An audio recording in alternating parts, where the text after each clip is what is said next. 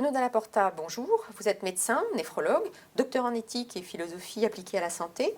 Vous travaillez à la Fondation Santé des étudiants de France, une institution spécialisée dans la prise en charge soins-études des adolescents. Dans le cadre des débats Savoir et agir autrement, nous souhaitons vous interroger sur 2 points. Le premier, face à cette terrible épidémie du Covid-19, comment aider les professionnels de santé concrètement à s'orienter au regard de situations tout à fait inédites. En second lieu, nous vous demanderons de clarifier les concepts sur ces problèmes sociétaux également tragiques qu'on rencontre dans les EHPAD, les réa et les différents services de médecine. Bonjour. Si je vous pose la question, comment mettre en place une organisation pratique dans un service, non pas dans 6 mois, mais demain, au vu de cette infection Covid, très concrètement, qu'est-ce que vous pouvez dire à tous ceux qui nous écoutent ? Bien, donc là, si vous voulez faire quelque chose de concret et très rapidement, demain matin, il faut déjà voir ce qu'il y a dans l'établissement et essayer d'améliorer ce qui se fait. Donc, je pense qu'il faut essayer, premièrement, de former une petite équipe. Repérer s'il n'y a pas une personne qui a fait un DU de soins palliatifs ou un DU d'éthique ou un master. Ensuite, regardez s'il n'y a pas un médecin qui est plus intéressé par la fin de vie ou qui est plus sensible à ces dynamiques. Une psychologue, peut-être le médecin du CLUD, du comité de lutte contre la douleur. Il faut faire une petite équipe, pas nombreux, je dirais 2-3 personnes, ça peut suffire, pour essayer de se mettre d'accord et éventuellement se mettre en relation avec le réseau des soins palliatifs, pour leur donner quelques coups de téléphone pour s'orienter. Là, je vous donne une solution pour aller vite, pour le faire immédiatement le lendemain.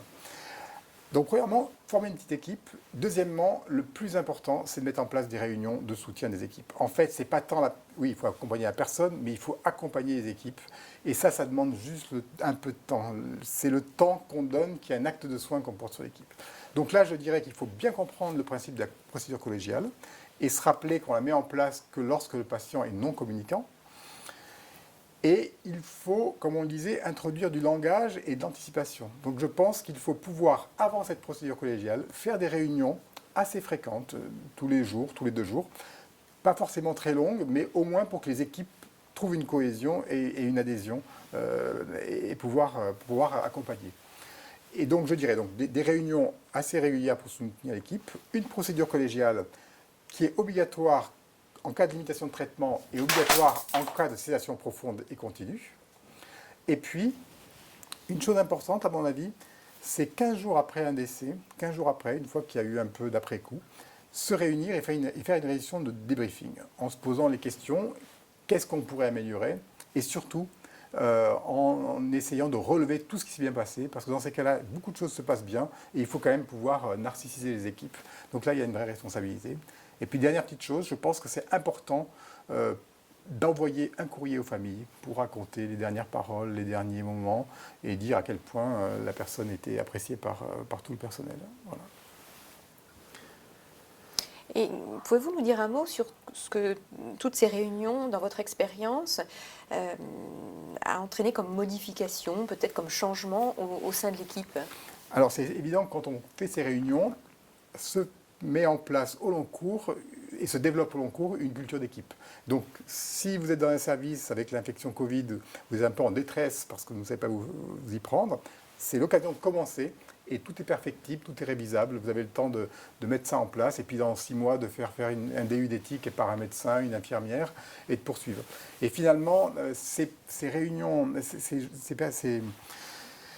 ce travail sur la fin de vie n'est pas aimé des soignants parce qu'en fait, la mort, c'est pas drôle. Les gens sont là pour soigner des vies et pas pour s'occuper des morts. Mais en fait, c'est une très grave erreur, intellectuelle, là, pour le coup, parce que la mort est une situation extrême.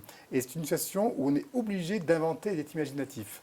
C'est-à-dire que c'est une niche très isolée qui n'est absolument pas funeste, mais c'est là où il y a les choses les plus importantes à penser. Donc en fait, penser à la mort, c'est d'abord penser à la vie. Parce qu'en fait, on n'accompagne pas des morts, on accompagne des vivants.